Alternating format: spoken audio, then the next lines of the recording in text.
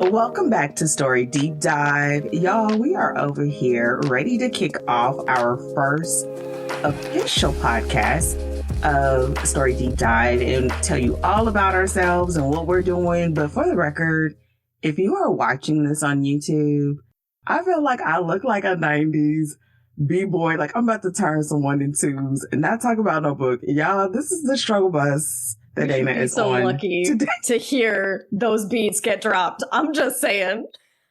They're gonna be saying, what is she doing? I got my Erykah Badu hair wrap on. If you are not watching the video, maybe you should. But it's all good. It's all good. It's all good because we're here. So with that said, you are about to kick it with us for a little bit, and then we're going to talk about our first selection. But first, since this is our first podcast, we'd love to, start off with introductions. So, Rach, did you want to go first? And then we will bring it around and talk about the podcast and our first book selection.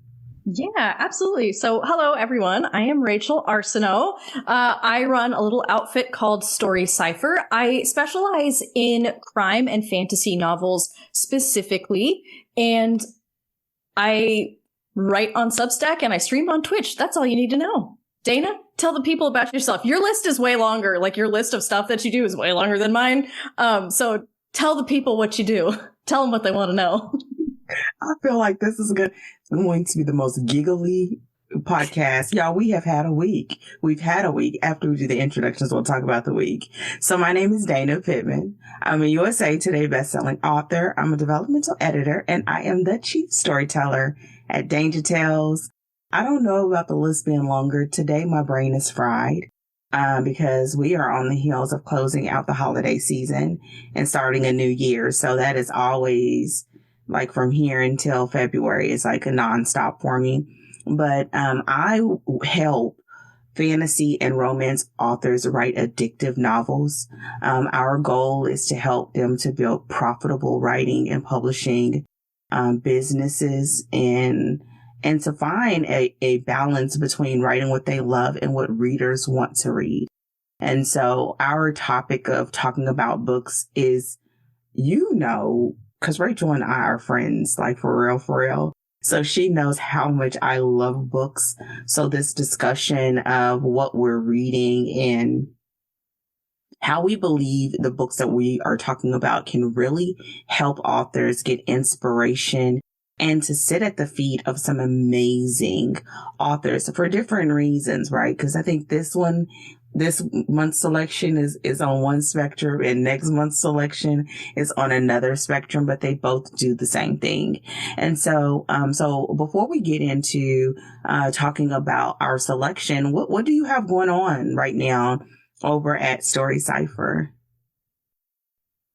Well, I'm thinking that I should have really beefed up my my bio, my pitch. I'm like, I help crime and fantasy writers write novels.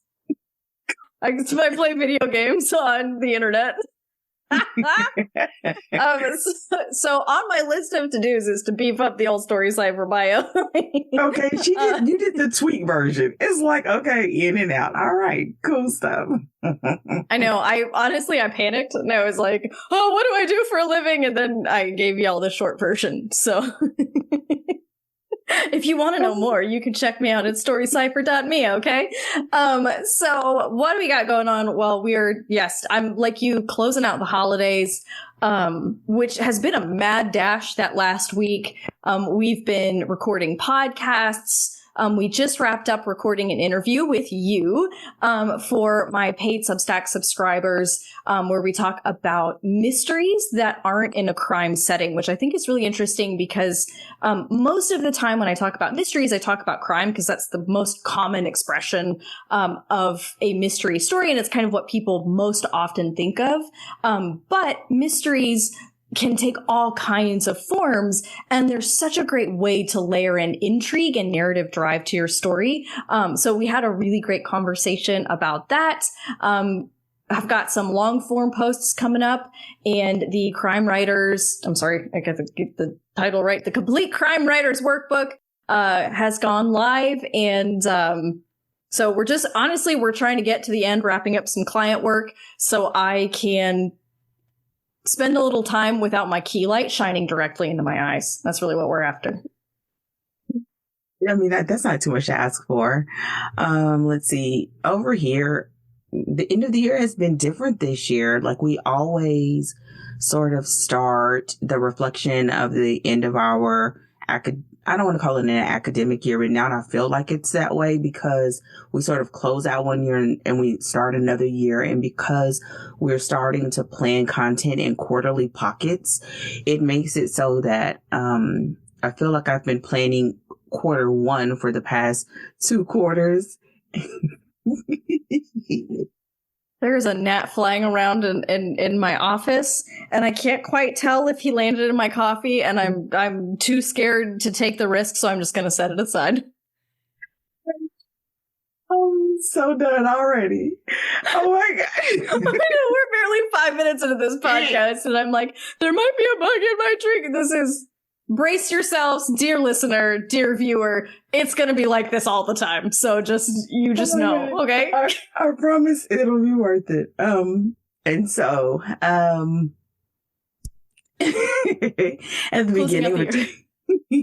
at the beginning of December, we had our virtual retreat for all of our students across all of our programs.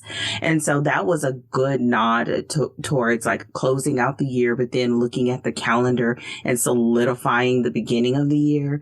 And then, and so that and just one-on-ones and speaking to all the students, about how the year went. And what were some of their accomplishments and what are they looking forward to next year and reviewing like their upcoming series. It's always one of those things of a real, on one hand, it grounds you on what you feel like you need to do next. But the other one is just like, I just feel like I have a whole lot of proud mama moments where it's just like, oh, I'm so proud of you. I need some other words. I need other words, but I feel really proud. And I love when those accomplishments come with other things other than you did a good job, right? Like they see other metrics like reader reviews coming back, feedback coming back from their editors, like all of those things. And so right now, even though I feel like my brain is exhausted,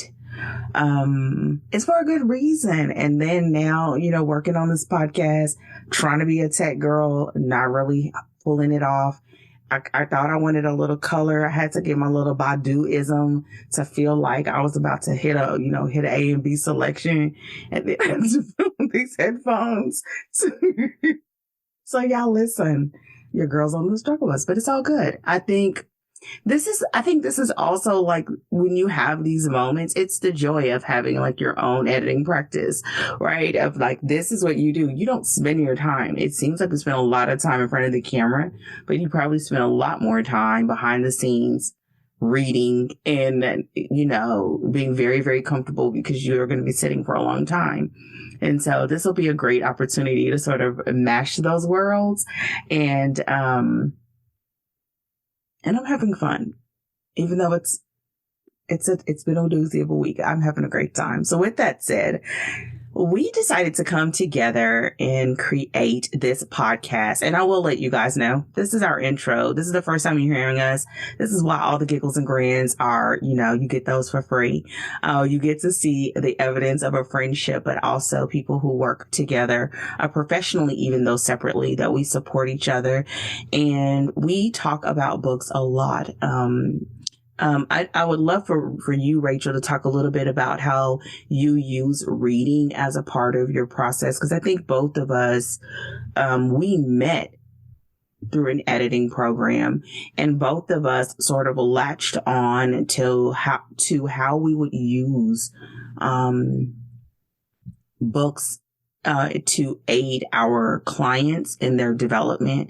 For me, it was like really, it's a part of every single program and teaching them how to read like a writer, even down to having sessions about how do you annotate and how do you go back and mine your notes for information. And you do something that's similar. I'd love to hear a little bit about that before we get to our selection, because I think this is one of those times that gets skipped over. You hear read more, read wide, read in your genre, read things, that are not in your genre. But not a lot of people take the time to say, what does that mean? And I hope that we have an opportunity to explore that. But yeah, like, how does that look when you are working with clients and you are on the subject of reading more, but under the scope of inspiration and getting better at your craft in writing?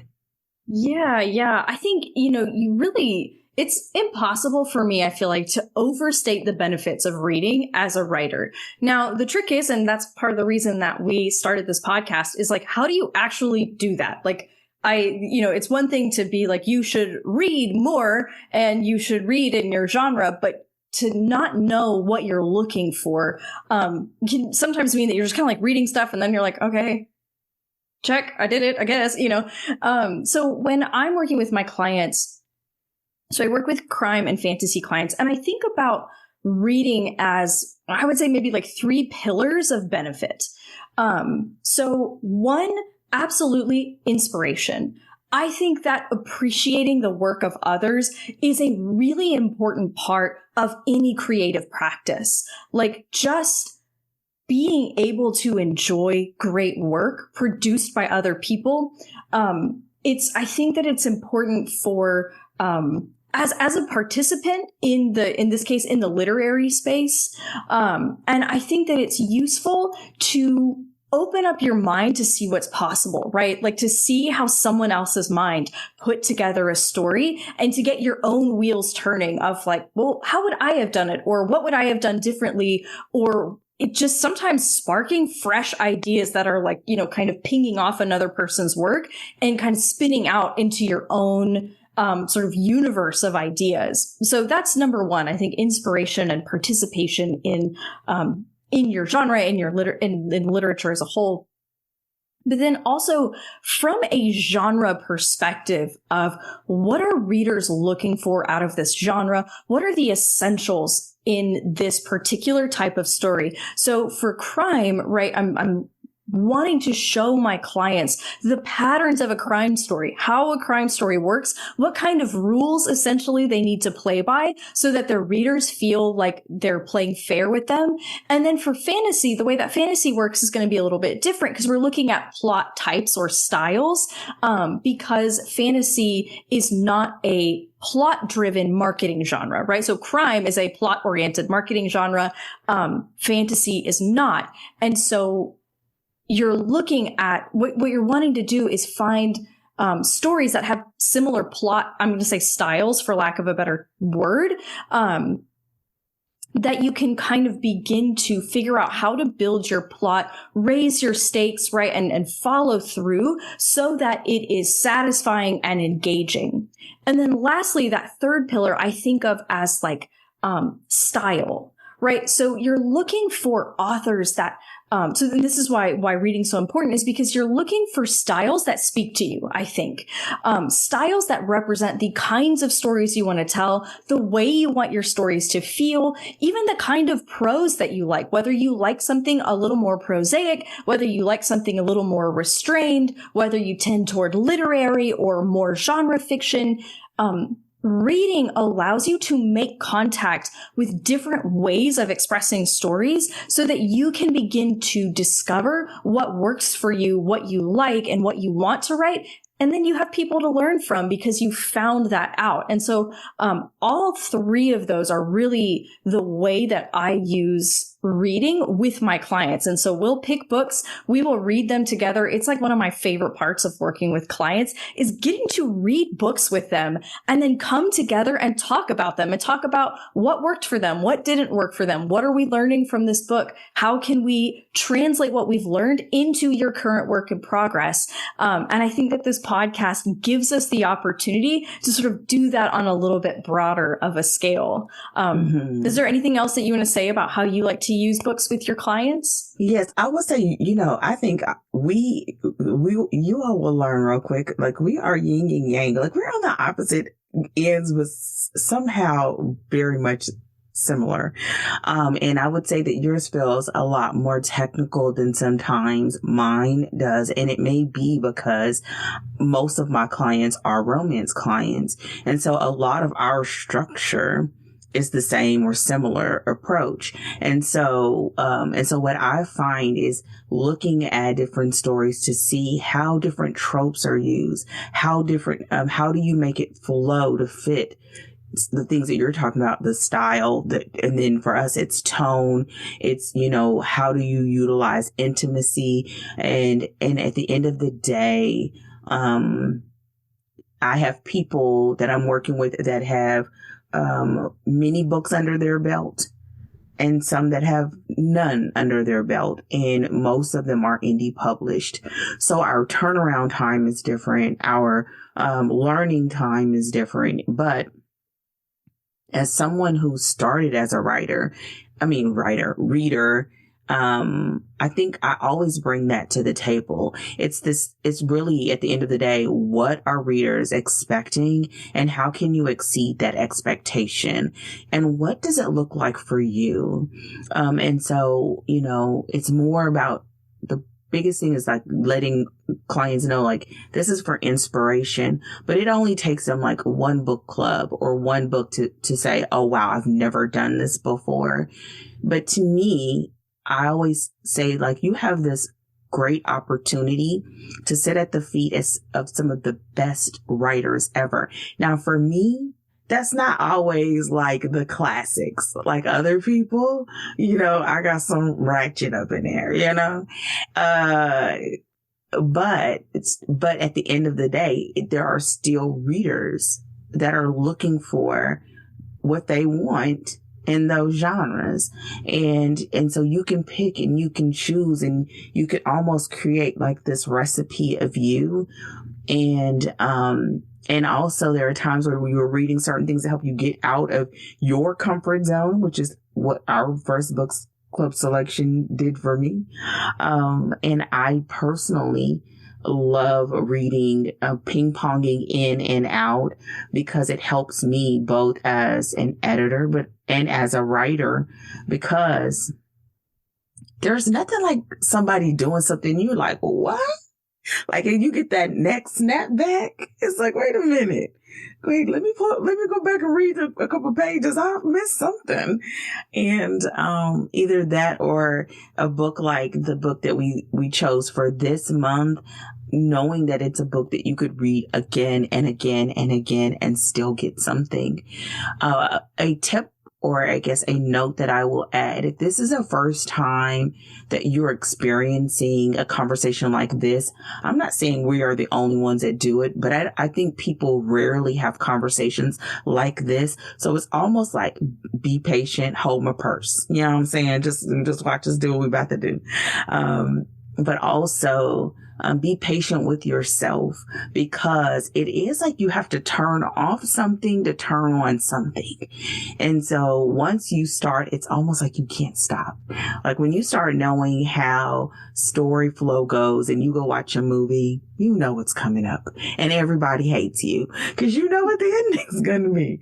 And so, but I think beginning to spot those elements and then being able to compare those same elements across multiple books or multiple genres, then you really become in awe of story itself. And all the other things are just essentially the paints that the artist chose to use, the words that the artist chose to use. And that's when you, like old school, that's when you cooking with Crisco. You know what I'm saying? This is when you're getting it in. So, and so I would say be patient with yourself.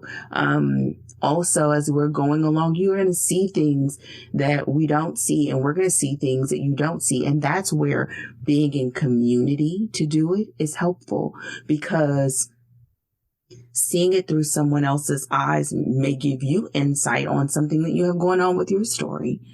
And so there's that. And I think the final thing is being patient, because usually if you find a book that you really want to do this with, you need to read it 2, 3, 4, 5, 6 times. So I always tell my clients to pick a story that you can read 1,000,000 times and not get tired of it. Like my books, I can read them 1,000,000 times, and I need to read it again. You ain't saying nothing but a word. And so, finding books that help you and that you want to continue to read to really sharpen this skill, because it is a skill. And when you sharpen that tool and then challenge yourself to bring it to your computer or bring it to the page, you will be on fire. And so, and I think it makes you just that much more in love with the craft of storytelling, no matter how you choose to do it. And so I think you get the technical aspect, but you also get the heart aspect. And then you get the thing where you're not in total isolation from the people who will consume your art. Right, consume your stories. And so with that said, let's transition into talking a little bit about our selection. And to start us off, we have a list. Who doesn't have a reading list? But we have a list. And so our plan is to sort of ping pong, where we take turns selecting books. Y'all, we have to take turns, because Rachel's selections, if you're not watching the video, my face looked like, yes, yeah, that's how my face looked. But Rachel's selections, I'm like, girl, I need that. Give me that book 5 months in advance. But we take turns. We do look for books that we believe that will get a lot of, I don't want to say staying power. I'm sure you can give me a better word, but we can really explore different angles and different elements, and not just the core elements of story, but whether it's characters or in this one talking about timelines and talking about agency, like whatever we decide to dig into, so that it isn't a conversation that stops because you don't read this genre or you don't write this genre. Our hope is that because we do come from different areas and our personal likes are even different, but we've won each other over with quite a few of our books, I would say, but because we are sort of in different lanes, but riding on a parallel track, that I feel like it doesn't really matter. It doesn't matter if this is not the area that you write in. I think everyone can learn something from the books that we've selected. Even if some of them, I hope, is just about the chandelier swinging. Listen. In that case, we're going to learn how to write a good juicy sex scene. And who doesn't want that? Come on. I want to see how red Rachel's face can get. I want to see. Definitely check out the video version of the podcast for our romance selections, as I try to stay comfortable talking about juicy sex scenes. I should have chosen a different word. I don't like the word juicy. I would take it back. Just take it back. Take it back. Never mind. It's out there. It's out there. So when you see the reading, the selection, keep an open mind is what I'm saying, because we believe that you can get something out of it, even if that's not the genre you write or the genre you read. And I have found that sometimes it's the genres that you don't read that give you the most, because you are desensitized to what you're experiencing. Do you have anything to add on that, Rachel? Just our selections Yeah, no, I think you really hit it on the head. And I just think that, reading broadly, like just like you said, reading inside of your genre is important, but I think keeping an open mind outside of your genre really is important as well, because it does allow you to look from a different perspective. And again, I even just think from the perspective of appreciating an art form that differs from yours is really valuable. And I just want to say that I feel like that's something that I have learned being in relationship with you, because I am showing up with my taste in books, with my particular bend toward whatever the heck it is that you would call my taste in books. And coming in and getting introduced to romance as a genre, not being familiar with it, not understanding like how it works or why people read it, or really, I mean, coming in very, very blind and coming to understand the opportunities that exist in the genre and the kinds of plots that romance novels will focus on and the kinds of issues that they have the opportunity to explore. And that has really broadened my perspective of stories as a whole, as well as enabled me to appreciate many different kinds of stories. And as an editor, as a storyteller, as a story consumer, I think that that's just, it's important to be able to appreciate those things. And so we have absolutely tried to pick books that even if it's not your thing, you can get something out of. And so hanging with us through the different selections. And I think this is such a good opportunity to challenge yourself inside and outside of your genre, because basically what we're going to be giving you are reading picks that you can grab. And then you're going to read something that's either inside or way outside your genre. And then you get to come and hang out with us and talk about it. So it's sort of like a safe opportunity to explore outside your genre, because you have someone who's going to kind of guide you through the process. And I think not only is it valuable, I'm a little biased because I think because Dana and I have a lot of fun, but I think you can have a lot of fun and enjoy the process and the experience as well. I agree. I would say probably 99% of our selections will have both audiobook and physical books, and of course ebooks. I'm not going to say of course, because we do have one that doesn't have an ebook. The 1% is definitely going to come from me. The 1% that's like, this is a weird, obscure title that only comes in hardback. It's mine. Yeah. It's mine every time. Just no, it's my pick. Rachel be trying to test my gangster, because I'd be like, listen, Linda, what are we doing? So we do try to find books that have audiobooks. Not everyone, but I personally, whenever doing book club selections, do like it, because I know that people are busy, and I'd rather you read the book in any way that you can, because communicating what we're talking about in a book is different than when you communicate it in any other form of entertainment, right? Whether you're talking about movies or video or short, whatever. So we do try to have selections that have audiobooks. And I would just say that as we move forward, feel free to comment. Yeah, at the time of this recording, we don't know where, but we're certain. We're certain. There will be somewhere you can. It's going to be somewhere. So surely there's a comment feature. You can smash that like button, maybe. Smash that subscribe button, maybe. But there's probably a comment section somewhere in there, too. Yeah, we're going to get it together. Oh, okay. Listen, we're super. You know what I'm saying? But we did read those books, though. You know what I mean? We sure did. And the conversations we're going to have about them are going to be top-notch. So fire. So comment, let us know some books that you recommend. We have quite a few lined up so that we are able to fit this in with our schedule and to bring it in. So with that said, before we get to talking about the selection, this will be, I guess I want to maybe talk about our schedule. That this will be roughly a 4-week sort of schedule. We'll introduce you to the book and some of our thoughts before we get into reading it. And then we'll have an episode around the plot.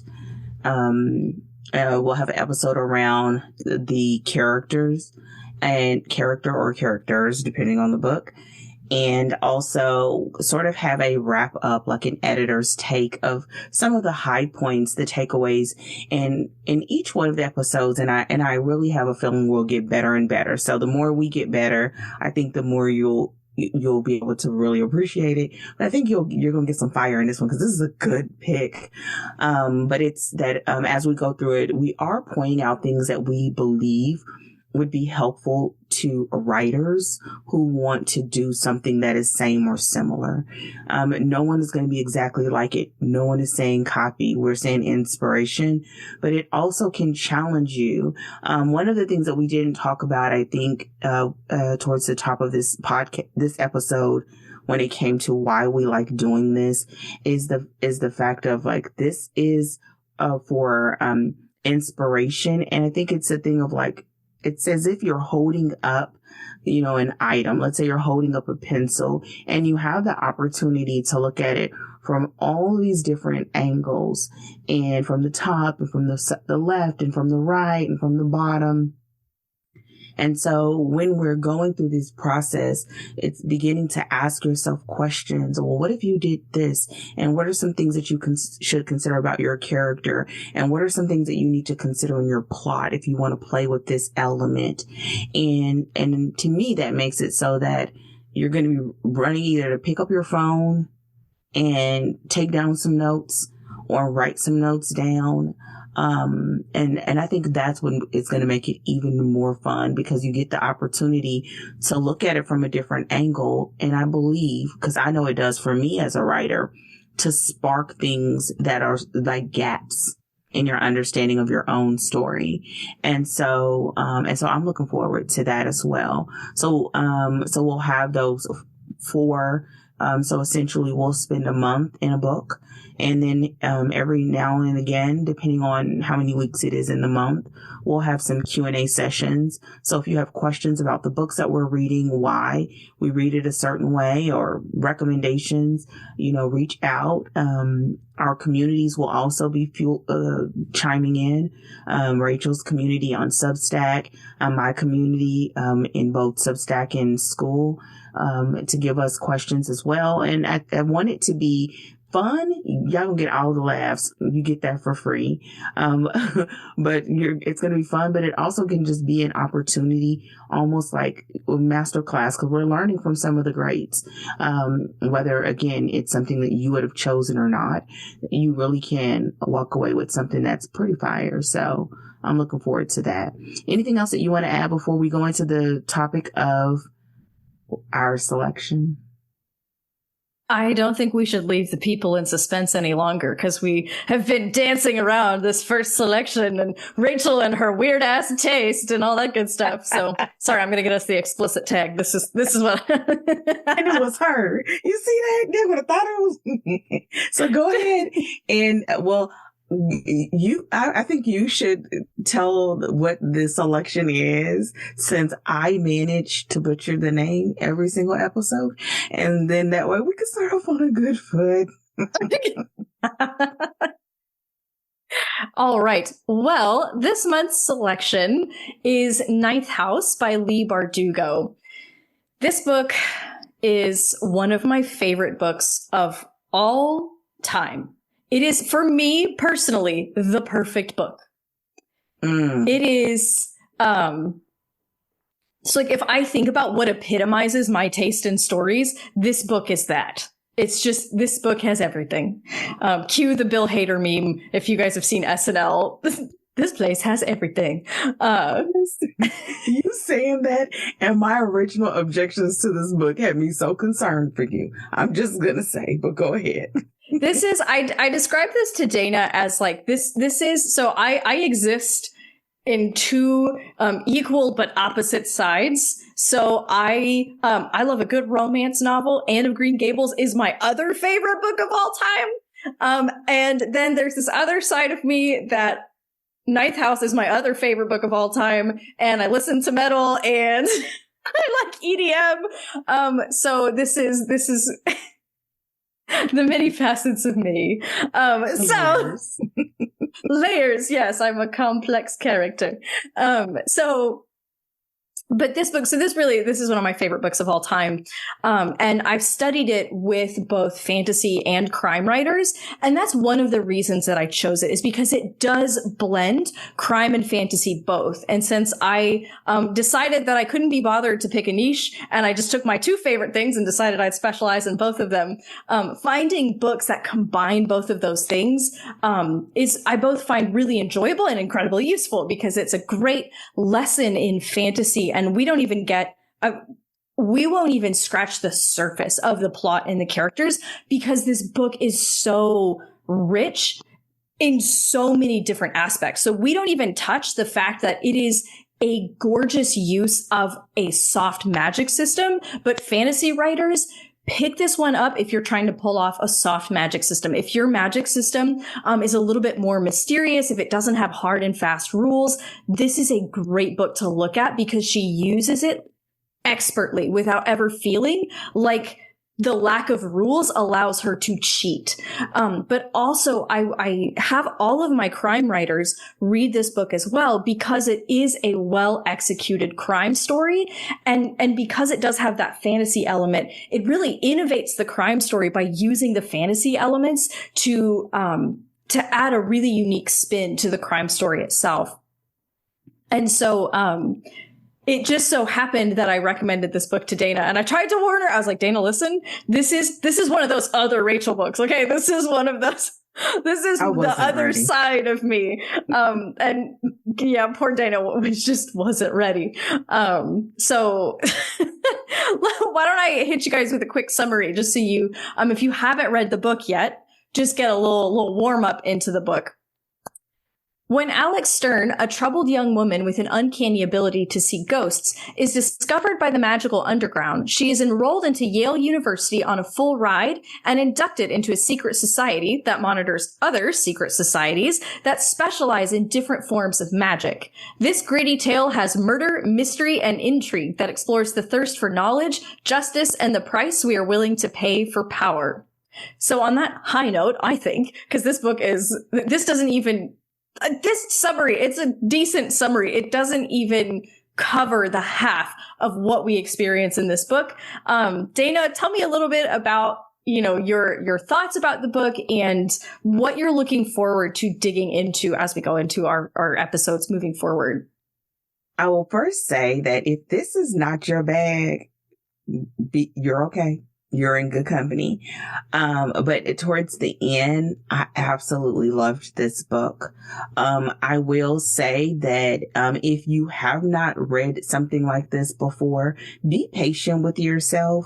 This is a great book to do an audiobook, but I did find that I did ping pong between audio and the physical book.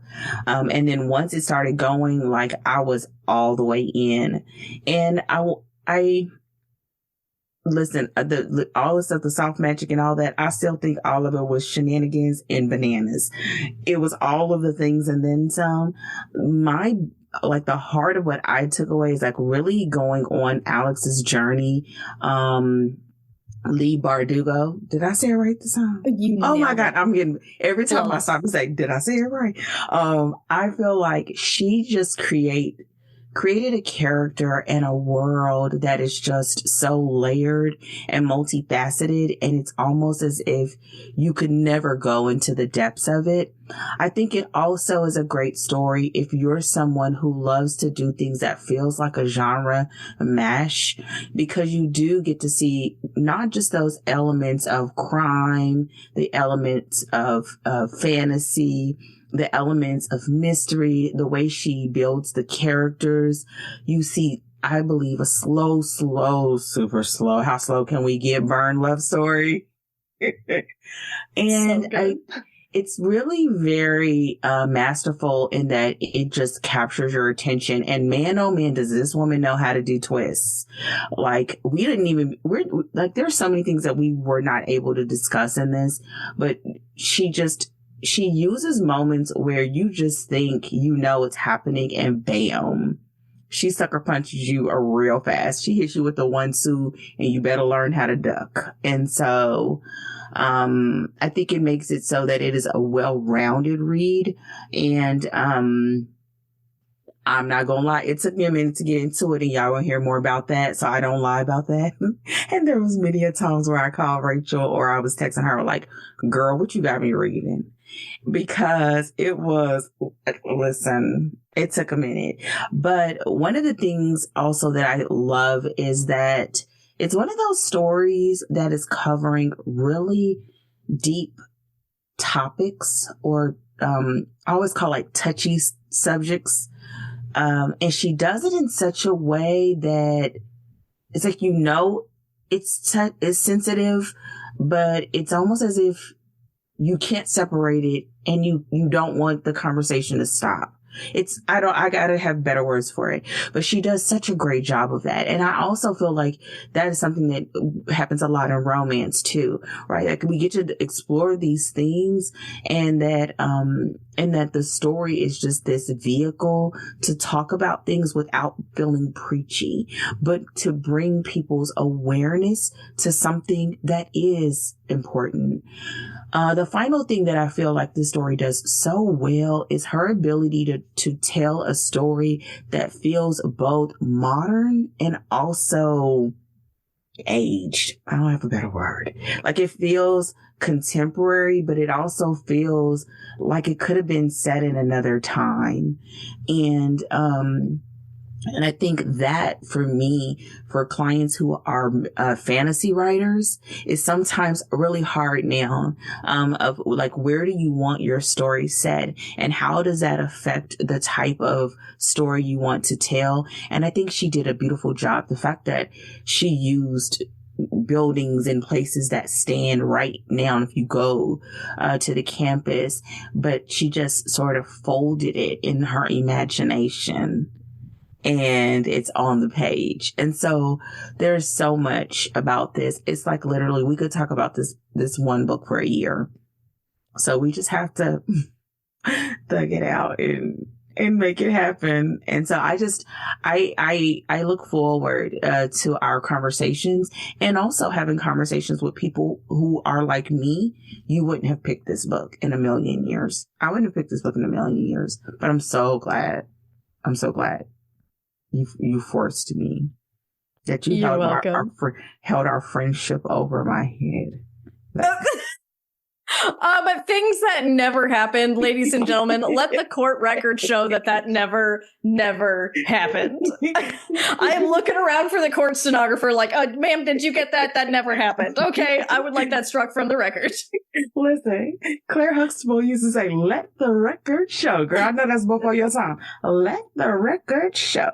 Maybe she used to swing that finger too. But no, I'm so glad we do. And I think this is going to be, it's a fun kickoff to this podcast. It is something that is both formal and informal in our discussion.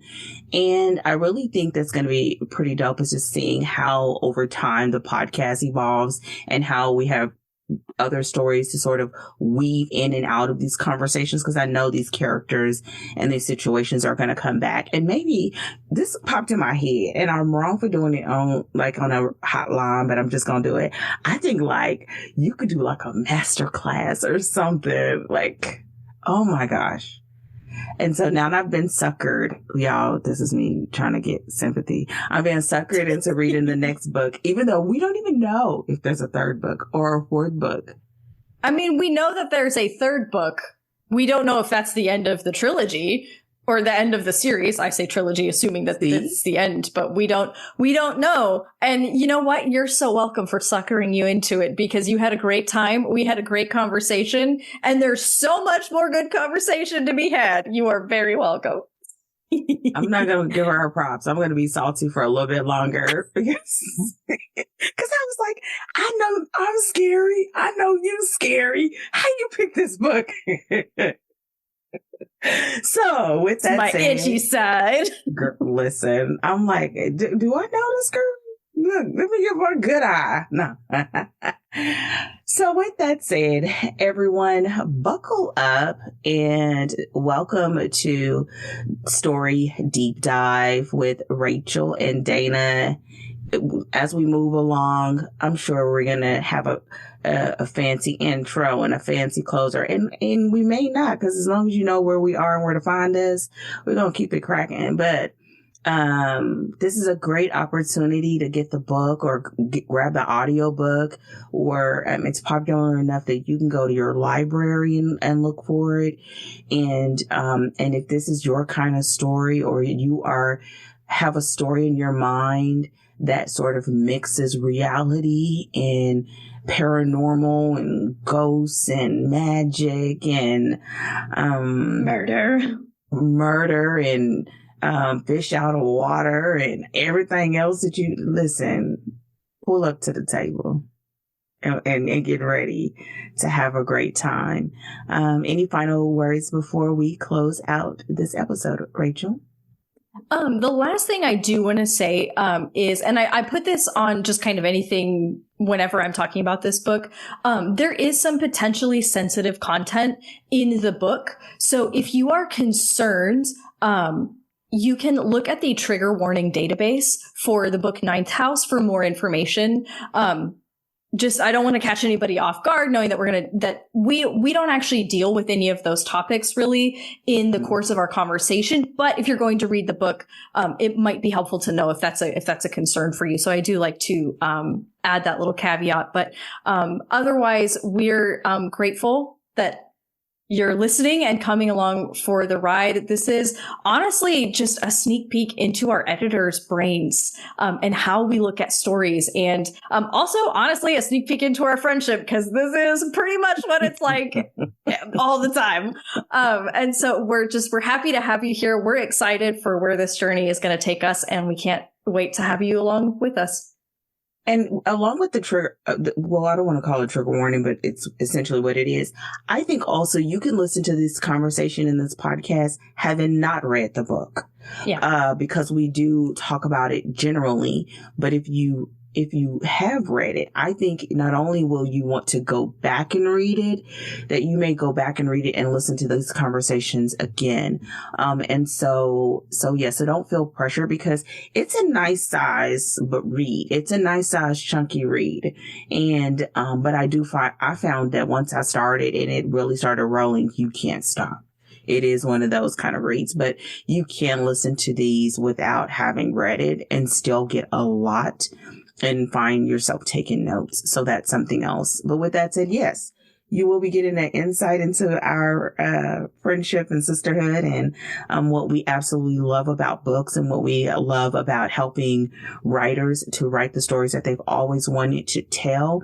And this is just the beginning. So like I said, buckle up, join us on this weekly podcast called Story Deep Dive with Dana and Rachel. And we will see you in the next episode, where we will be talking about the plot in Ninth House by Leigh Bardugo. Y'all, if I stop every single time, just to know, because I'm trying to get it right. And with that said, your girls are out. Have a fantastic day. Thank you for joining us, and we'll see you on the next episode. Goodbye.